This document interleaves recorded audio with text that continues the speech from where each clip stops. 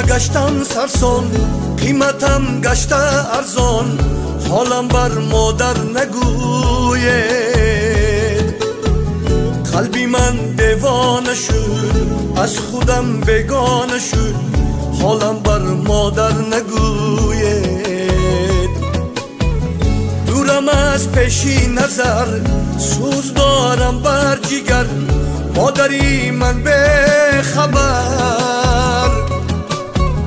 قامتم گردیده خم، بر دلم سوز و علم، حالم بر مادر نگوید.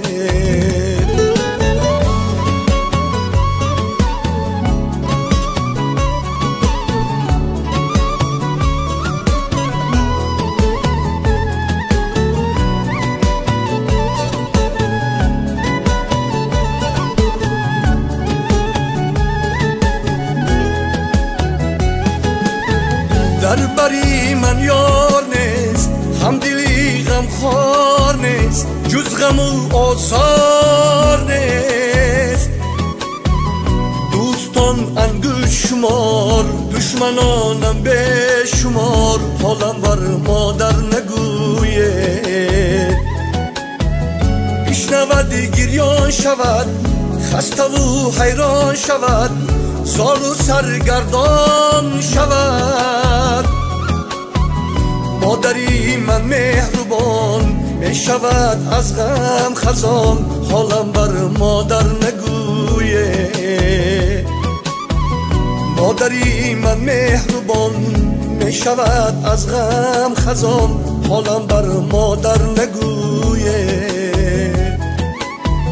خواهم ای پروردگار، مادرم را زنده دار، او نشاطی روزگار.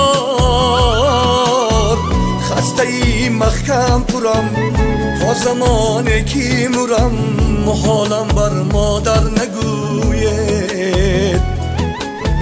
خسته ای محکم پرم، در نامی مادر مرم، حالم بر مادر نگوید. در دنیا گشتم سرسان، قیمتم گشته ارزان، حالم بر مادر نگوید. قلبی من دیوانه شد، از خودم بیگانه شد، حالم بر مادر نگوید. حالم بر مادر نگوید، حالم بر مادر نگوید.